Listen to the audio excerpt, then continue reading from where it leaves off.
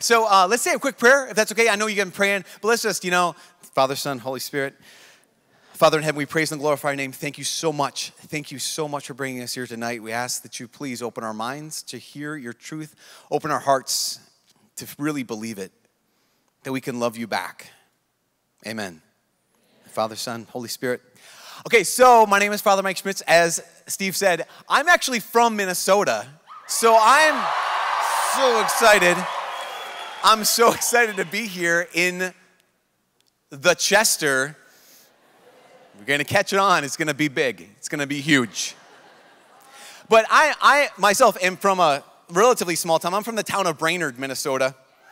And I'm just a small town boy living in a lonely world. I got here by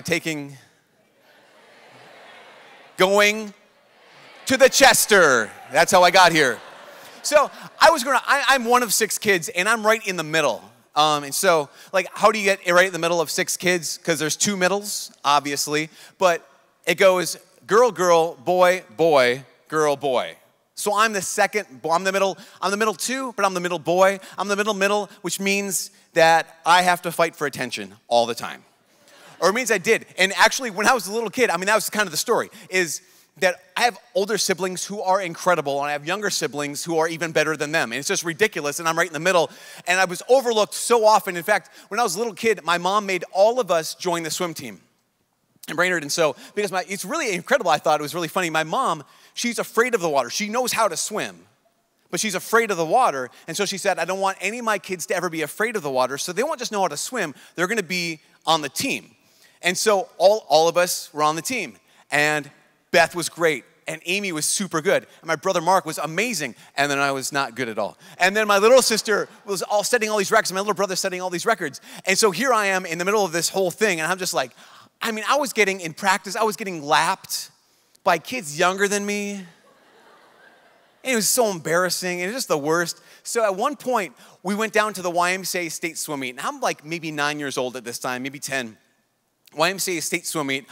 And it was in the Twin Cities, and I'm just a small town boy, and I don't know what to do when you're in the cities. And so I would go to the state swim meet, and I do okay, which means I don't want to tell you how poorly I did. And so and my parents didn't even come. My parents were somewhere else, so we went with this other family that brought us all down. Okay, Schmitz's, you're all having your thing. And after the state swim meet, where my sister has their gold medal, and my brother has his couple gold medals, and all these records that they set, and I have the purple medal, or the purple ribbon. Hey, you showed up. Good job. You didn't drown. Well done. So later on, we all went out to Chuck E. Cheese. And so, again, it goes from bad to worse, because I'm in Chuck E. Cheese. I'm a bad swimmer. I was a bad swimmer. I cannot play video games to save my life. And so not only that, but I'm traveling with not my parents, but with this other family. And they're like, okay, your Schmitz's, you're 6 of you, so each of you get a quarter. Which doesn't go I don't know if you know about this, doesn't go very far in the Chuck E. Cheese world. Just have 1 quarter and play. So I play one game that I basically die right away. And so then the rest of the time, I'm just kind of wandering around Chuck E. Cheese. What are you playing? Oh. So I ultimately found myself in the game Moon Patrol. It was one of those games you could sit in. So I just sat in it for I don't know how long, pretended to drive. I didn't have any quarters, so I'm just sitting there just, watching the same thing over and over on the screen, just shift. Okay, that's what I would do in 7 years from now when I'm driving. And then I got out of Moon Patrol, and I'm looking around. There's nobody's there. No kids I recognize, no families I recognize. There were all these people there from the swim team in Brainerd had come to Chuck E. Cheese. And I'm this 9, 10-year-old kid just kind of hello? And imagine, here's a 9-year-old pretending that he's supposed to be alone in the middle of the night in Chuck E. Cheese. It's okay. I came here by myself. I walked outside. Maybe they're waiting in the cars for me. I go outside. No. Okay, so I went back inside, and I'm thinking to myself, okay, I can think. Okay, check. I know where we're staying. I know the name of the hotel we're staying at. It's called the Holiday Inn. I don't know if you realize this, there's more than one Holiday Inn in the Twin Cities. So I'm like, I'm looking in the yellow pages, okay, Holiday Inn, and just like page and page and page. But I can think pretty well. So I remembered the exact name of this Holiday Inn, which is remarkable for me. So I call up and I don't know how I had a quarter. Don't ask me. Maybe someone took pity on me and gave me a quarter to call. Called the Holiday Inn, and I knew the name of one family there. And I said, can you give me the number to the Andersons' room? And this is Minnesota, so they're like, we have 200 Andersons staying with us tonight. Like, okay, I don't know his first name. I don't know parents. Parents' first names are Mr. and Mrs. That's all I know. So there was another family named the Koneskis. So maybe there's only one of them. So I called, they get me to the room, to the Koneskis, and it just happened to be that Mrs. Koneski, still don't know her first name, was walking in right from the pool, because they went back and no one recognized that I was not there. I felt like Jesus lost in Jerusalem. Like no one noticed. It's like they all came back to the hotel. All my siblings, they're like, where's Mike? Who cares? These families are supposed to take care of us. Like, is your brother here? We don't really care. So they're all playing, they're in the pool again, and Mrs. Koneski just happened to be walking into her hotel room to get whatever. The phone rings. I'm like, she answers, hello? I said, Mrs. Koneski, this is Mike Schmitz. Oh, hi. You guys left me at Chuck E. Cheese? And her response, you'd think, would be like, oh my gosh. It was like, oh, we'll send someone to pick you up. So, okay, well, I'll be outside. It's almost midnight. So I walk out, and I'm thinking, like, okay, so a couple minutes later, the car pulls up, and I'm thinking, these people are going to burst out of the van like, oh my gosh, you're alive, you're safe, you're so smart. You remember the name of the hotel. And so I run up to the car, like, hey, and they're like, get in. Like, hey, that was pretty ingenious of me, right? To think of yeah, we're having fun back at the hotel, so let's get back there. Like, okay, because that's what you get when you suck at swimming. No one cares about you. That's what you get when you're the middle child. Everyone, it's like, whatever, you're just another person. You're the person who wears that shirt between your older brother wearing it for the first time and your little brother wearing it eventually. You're nobody as the middle child. Then what happened was, a couple years later, I started, like, getting good at swimming. I started, like, winning some races. No more purple ribbons for me. No more also swams. It was like, oh, you're decent. And so no one ever forgot me at Chuck E. Cheese after that. Now when I got good, because no one forgets you when you're good. I mean, this is the lesson. This is the lesson of, like, every ugly duckling movie that there is. You know the ugly duckling genre of film? Which is what? It's here's the girl, typically a girl. Here's the girl, and she's got glasses that are really thick and big, and she's got braces on her teeth, and she doesn't wear very stylish clothes, and she has her hair that's all funny. And no one likes her, and no one pays attention to her. And she's not really worth paying attention to because, like, well, duh, look at her. But the whole point of the movie is like, but she actually is worth loving. But did you notice why she's worth loving? Yeah, she took off the glasses and got contacts. She has no more braces anymore. We taught her to dress well, and it turns out she's actually really, really pretty. So you're pretty awesome. Actually, you're pretty, therefore you're awesome. Like almost every one of these movies that's the thing. Why are you worth loving? Why are you at the end? Why in the end you get the guy? Is because you're no longer ugly. You're now pretty, and we all love you now. So little girls, when you grow up, you might be pretty too.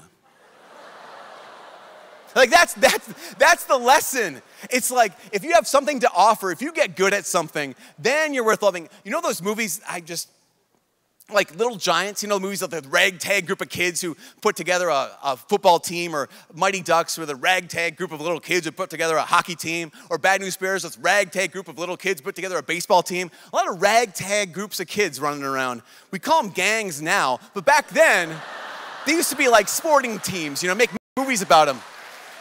But there was always that one kid, right? Always that one kid who, the dad never had time for him. because they were no good. And their dad was always busy. He's always on his phone. He's always doing his thing with his BlackBerry. And I've got no time for you, son. And then, of course, the dad goes to the final game. And there's the kid, makes the final score of the whatever, or the touch goal thing. And they always have that shot, of the dad on the sidelines. He's getting all choked up and he's like clapping. He's like, that's my boy. I'm like, I want to punch you in the face. I'm going to hit you in the head. What is wrong with you? Honestly, you claim him now? Like, it reminds me of, I was talking recently, I was talking to my good friend Justin Bieber. And, Justin Bieber's story, right? Of course, his mom is a single mom, and the dad just split. And basically, as far as I know, didn't do anything to help raise Justin. But have you seen the movie Never Say Never? Oh, so that's how that movie made money. Just kidding. So I did too. And at that point, right, where he talks about, yeah, my dad wasn't really part of my life ever, until I got really famous. And then my dad was like, hey, how can I help, Justin? Son. And like, what is that kind of thing where here's a parent who's willing to claim their child once the child has something to offer them back? Recently, was watching this ESPN like little clip of this dad. It was a dad who, he's from Texas and he was living in Miami. He's a jet fighter pilot. I don't know if any of you saw this. It just came out. It was on Facebook last week. And he married his high school sweetheart, and they have a great life. They had one daughter, and she's great. But then a number of years ago, about 8 years ago, they got pregnant with their second child, and through ultrasound testing, they found out that the second child, the second little girl, was going to be born with Down syndrome. This child had Down syndrome. And this dad, he said, absolutely not. Not my daughter. And he tried to make his wife kill their daughter, have an abortion, which is not unusual. Did you know that 90 to 93% of children with Down syndrome are killed in the womb? 90 to 93% of kids with Down syndrome are murdered in the womb. And this dad, he wanted his daughter to die. He talked to his wife, her mom, and said, just please, let's get rid of her. Then we can have an easy life. We can have the rest of our life the way we planned it. But she refused, and she gave birth to her little girl. And this dad said he basically tolerated his daughter, his second daughter, just kind of tolerated her. Until a couple months after she was born, she was lying there in the living room on a blanket, and he laid down next to her, and he kind of just tickled her stomach. And this little baby looked over at her dad. She smiled at him. And he said, at that moment, I realized what I had almost done. I wanted to kill my daughter. And all these months that she's been outside the womb, my wife's been taking care of her, but I'm holding her at a distance because I don't want to claim her as mine. But in that moment, she looked at me and she smiled. And I knew my little girl is perfect. And it's a touching, kind of a touching story. And he repents of the fact that he wanted to kill his little girl. But still, I think he's got something wrong. Because he looks at her, and then he started running races with her, and this great kind of cool story about pushing her in a stroller as they would run races. But he kept saying this again and again and again. My little daughter, she's great, she's wonderful, she's perfect. But the reality is she's not. His daughter is not perfect. His older daughter is not perfect. This dad is not perfect. But the thing is, that was never the goal.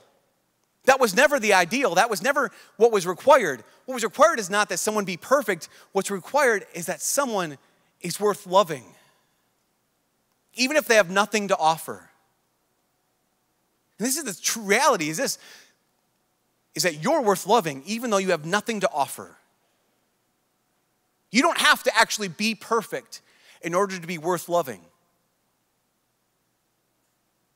So even if no one ever looks at you and says, oh, that's my girl, that's my boy, I claim him or I claim her, they're perfect. That doesn't change a thing. But we live with this lie. We live with this lie that's come against every single person you know. So it's not just you. If you experience this lie and you think, like, maybe it's just me that struggles with this, it is not just you. Every single person on the face of this planet experiences this one lie that's come against your heart, and that lie is this. You, as you are right now, are not lovable. Not like you're never, ever lovable. Not that you'll never be lovable. But right now, just you right now is not quite lovable. You're not quite worth loving right now. You better, yeah, that'll be worth loving. You prettier, yes, you'll be worth loving. You smarter, you stronger, you, yeah, you're worth loving, but not really you now. You better. And that's this lie that's come against so many people. In fact, I would say that's a lie that come against every one of us. That you're not worth loving right now. If you change a little bit, then you'll be worth loving. But Jesus comes into this world, he comes into that lie, and he actually calls it what it is. Jesus is willing to call that lie a lie. I mean, it's crazy. I mean, you might think, what are you talking about, Father? Like, what do you mean people think that, oh, me better, me prettier, me whatever, would be better or worth loving? Does anyone here know what a duck face is? Is anyone here willing to admit that they themselves have made a duck face? Is anyone here willing to admit that they themselves have made a duck face while they took a picture of themselves before posting it online or sending it to a friend? Okay, here's the thing. Like, what does duck face have to do with this? Well, you know what duck face is. I'm going to give you my best duck face. And no, I didn't practice this, so go easy on me. But the duck face is...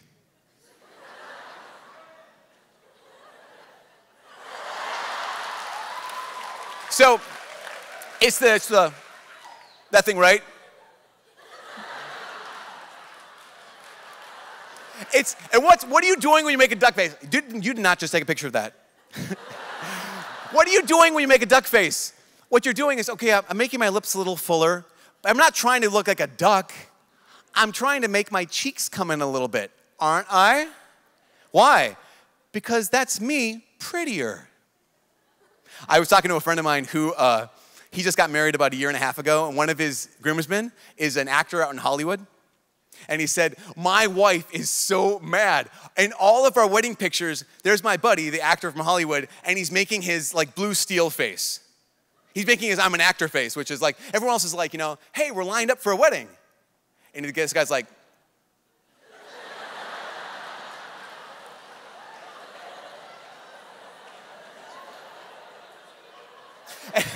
and he's like, his wife said, nobody looks at us. They're all looking at this guy who's posing off in the corner. Why do we do this? Because, yes, you're nice, but you with sunkener cheeks would be nicer. Yes, you're fine, but you with a clenched jaw would be so much more manly and so much more attractive to women everywhere. Women would want you, men. Men would want to be you. Like, this is the idea. Jesus comes into this and he kills it. Jesus comes into this whole thing and he kills it. This is a story in Luke chapter 19. The story of a guy named Zacchaeus. Zacchaeus was a man. He was a wee little man. A wee little man was he. And Zacchaeus was a tax collector in a town called Jericho. And it says this, it says, Jesus came to Jericho and he intended to pass through the town. Just if you're wondering, Jesus, why did you come to Jericho? Just passing through. Now, a man there was named Zacchaeus, who was chief tax collector, also a wealthy man. So Zacchaeus, he's kind of like rolling in this stuff, right? So he's done well for himself. Zacchaeus is important because he's rich. And Zacchaeus was seeking to see who Jesus was. But he could not see because of the crowd. For he was short in stature, so he ran ahead, climbed a sycamore tree in order to see Jesus, who was about to pass that way. So here you have the story of this guy. And I don't know what Zacchaeus was like. Maybe Zacchaeus was Maybe people liked him. Maybe some people liked him. Maybe his friends thought Zacchaeus was really funny. Maybe his friends thought Zacchaeus throws awesome parties. The guy's loaded. But not everyone liked Zacchaeus. In many people's eyes, Zacchaeus was a traitor. In many people's eyes, Zacchaeus was terrible. But he wanted to see Jesus. Jesus looked up in the tree. When he reached the place, Jesus looked up and said to him, Zacchaeus, come down quickly. For today I must stay at your house. Zacchaeus, come down quickly, for today I have to stay at your house. Zacchaeus showed up. What did he want to do? He wanted to just see Jesus. Jesus walked up to Zacchaeus, and Jesus said, listen, Zacchaeus, I don't just want to see you. Zacchaeus, I want to be in your life. Now, question. At this point, has Zacchaeus done anything good? Not that we know of. At this point, has Zacchaeus lived such a life that God would be proud of him? Absolutely not. Zacchaeus was a major sinner. Tax collector, wealthy man. That meant that he built his wealth off of stealing from people who could not be stolen from because they were so poor. He should not have stolen from them. But Zacchaeus built his wealth off of this. Has Zacchaeus done anything at this point to prove that he's worth loving? Not at all. But what happens? Jesus walks up to him and he says, Zacchaeus, come down quickly. Today I have to stay at your house. Here's Jesus. He sounds desperate. Like, oh, calm down, Jesus. No, Zacchaeus, seriously, I gotta stay at your house tonight. Come on, man. It's like so important to me. We gotta hang out. We could be bros. Jesus, you've got like 12 friends. I don't want them. They're no fun. Zacchaeus, come down quickly. Jesus is desperate for this guy who's a mess. Jesus is desperate for this guy whose life is a mess. No, it says that Zacchaeus jumped down quickly and received him with joy. And when people saw this, they began to grumble. And they said, he's gone to stay at the house of a sinner. Why? Why were they mad? They're mad because they live in a world filled with a lie. The lie is this: you're nice, but you're not worth loving until you get good. That's what they believed. Here's Jesus. Why doesn't Jesus want to stay at my house? I'm like really, really good. He wants to stay with a guy who's not any good? I'm mad at that. And for Zacchaeus, though, you have this sense of like, Jesus, you want me even though I'm me? This is really important. Jesus doesn't call Zacchaeus. Jesus doesn't love the potential he sees in Zacchaeus. Jesus just loves Zacchaeus. Let me say that again. Jesus doesn't love the potential he sees in Zacchaeus. Zacchaeus, you got a lot of money, man. If you come to our side, the church is going to be rich. He doesn't say that. Jesus does not love Zacchaeus because of Zacchaeus' potential. Jesus loves Zacchaeus because Jesus loves Zacchaeus. Not because anything he had to offer, not because anything he did, but because that guy is worth loving. You know, Zacchaeus, the truth is, Zacchaeus was worse. He thought he was a bad guy. He knew he was a bad guy. He knew he was a tax collector. He knew people didn't like him. He knew he was a sinner. But the truth is, Zacchaeus was worse than he knew.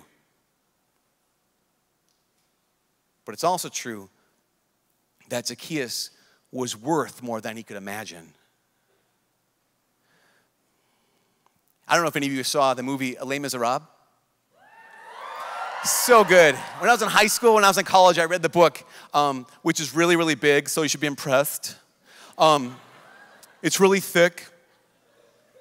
A lot of words, a lot of French words that I can say, like croissant, rendezvous. But it's this incredible story of this guy named Jean Valjean. Now, some people like the story of Marius and Cosette, but I say, I like the story of Jean Valjean. The story of Jean Valjean is this. Jean Valjean, when he's a young man, he steals a loaf of bread in order to feed his sister's family. He gets put in jail because he gets caught because he just broke the law. And he's in jail, not just in a normal jail, he's on a chain gang. He's in like basically a work camp for 20 years. 20 years, why 20 years? For a loaf of bread? No, 20 years because he kept trying to escape and he'd get caught and he'd be put in worse situations. For 20 years, Jean Valjean is living in a place where he's not treated like a human being. He's not even treated like an animal. Jean Valjean is being treated like a number. That's all he is. He's nothing. And when he finally gets out of jail, out of prison, 20 years later, Jean Valjean, he doesn't feel like a human being anymore. He doesn't feel like a person anymore. He feels less than an animal. And he says this, he says in the musical, he says this, I'm gonna hate a world that has always hated me. Because he gets out of jail, but he's still in prison. He gets out of jail and he has this yellow card he needs to pin to his clothes so that everyone who sees him knows that's a bad guy right there. He's got the yellow card, he's a bad guy. So he goes to a village and no one will let him in the village. He goes to a place to sleep and no one will let him in to sleep. He goes to look for work and no one will take him in as a job. Why? Because he has that yellow card, you're a bad guy. So finally what happens in the book is he goes to the house of this bishop. And this bishop is just like a living saint. And he takes Jean Valjean into his home and he doesn't just give him some food. He sits down with him and he feeds him. And he talks with him and he calls him not just a number, not just an animal, not just another person. The bishop looks at Jean Valjean with this yellow tag on the outside of his clothes, knowing you're a bad guy. But the bishop says, no, you are my brother. The thing though, the problem is this. Jean Valjean has been living for so long in a world that has hated him. He's been living for so long in a world that told him this lie that Jean Valjean, you right now, you're a bad guy, therefore you're not worth loving. That night when Bishop went to sleep, Jean Valjean got up and he went into the bishop's room to kill him. And he picked up something heavy to smash in the bishop's skull. This guy who had taken him into his home had fed him. He called him brother. And as he raised his arm to crush the bishop's skull, to kill him, the guy was going to become a murderer of the only person who's ever been good to him. A beam of moonlight comes into the window and alights on the bishop's face. And Jean Valjean sees something and he just stops. It stops him. He says, I can't do that. So he puts the heavy thing down. He goes into the house and he basically steals all the silver. He takes all the great knives and all the great cups and all this silverware, puts it in some sacks and runs into the night. Well, of course, as we know, he gets caught by the police, and the next morning he's brought back to the bishop's house. And the policemen say, Bishop, sorry to interrupt you, but this guy says you gave him all this silverware. And the bishop has the opportunity at this moment to say, I had no way would I ever do that to this kind of guy? Look at the thing on his shirt. He's a bad guy. But instead what he does is he says, yeah, absolutely I did. That's his now. All the silverware, all my silverware, I have no more silverware. It's his now. But he says, but you forgot the most expensive item. And he goes to the mantelpiece and he takes down 2 silver candlesticks that in the book it says had been in his family for generations. This isn't just like, well, those are really expensive. Like I paid a lot of money for them. These are like, no, my grandfather's grandfather had these candlesticks. They've been in my family forever. And now I'm giving them to you. The police leave. And there's this incredible moment in the musical where the bishop looks at Jean Valjean and he says, now remember this, my brother. See in this some higher plan. You must use this precious silver to become an honest man. By the witness of the martyrs, by the passion and the blood, God has raised you out of darkness, and I have bought your soul for God. You know, this moment throws Jean Valjean's life into a tailspin. He begins to collapse because no one's ever treated him like this. He's a bad man. He's not worth loving. But here's the bishop, and he says, no, Jean Valjean, you're worth giving everything I have. Everything I have in this house, it can be yours. You need to know how much you're worth. Jean Valjean, you are a worse man than you think. But Jean Valjean, you are worth more than you could imagine. Jean Valjean, you are more broken than you know. But you are more loved than you could ever hope for. And that love, that being chosen like that, changes this man's heart. Not, Jean Valjean, I see a lot of potential in you, so I love you. I love the potential. No, Jean Valjean, I love you. And this brings us to the last thing. You ever tell anyone you love them,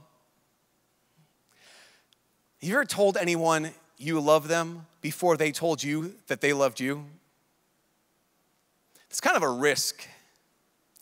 It's kind of an uncomfortable moment. You sit there, you're like, I just have to tell you, I love you. You can imagine someone's response, thanks. So, pizza or? And what do you hope for when someone says, when you say to the person you love, when you say, I love you, what are you hoping they say back? I love you too. This is this thing, it's like, it's not just a matter of being loved, it's, you want to hear it back. And this is the reality. We come to the Lord, and tonight we come before God. Tonight we come before God. And a lot of us tonight in prayer will say, Jesus, I love you, and we'll wait. We'll wait thinking like, will you say it back? Will you love me back? This is something incredible that Pope Benedict had said. He said, every time we pray, it's always a response, which means this. Every time you tell God that you love him, you're never the first person, you're never the first one to say it. Every time you say, Jesus, I love you, it's actually what you're really saying is, Jesus, I love you too. Because he's always the first one to say it. We say, yeah, but I've got nothing to offer. I've got nothing to give. Pope Benedict looked at that and said, he says, yes, you do. I have nothing to give, Jesus. He said, no. When we approach God, we give him our sin. And he gives us his glory. Here is Zacchaeus. He's worse than he knew. He's worth more than he could imagine. Here's Jean Valjean. He's more broken than he was aware of, but he is more loved than he could possibly hope for. And here are you guys. Here's me. I know a lot of my sins, but I'm worse than I know. I'm also worth more than I realize. In a lot of your lives, you're more broken than you're aware of right now. But you're also more profoundly loved than you could ever hope for. Because not based upon you're really pretty or you're really smart or really talented or you're really anything. It's not based upon God sees the potential in you and loves that. No, God sees you and loves that. So tonight we're going to have this opportunity to come before the Lord. Just let him love you. He's chosen you. We love because he first loved us. We love because he said, I love you. So my invitation to you guys tonight is this. Just realize you don't have to convince Jesus to love you tonight. You don't have to convince him that you're worth it. You don't have to convince him that you're good enough or you promise you'll be better. It's not it at all. All you have to do tonight is let him love you. And just say, Jesus, I love you too.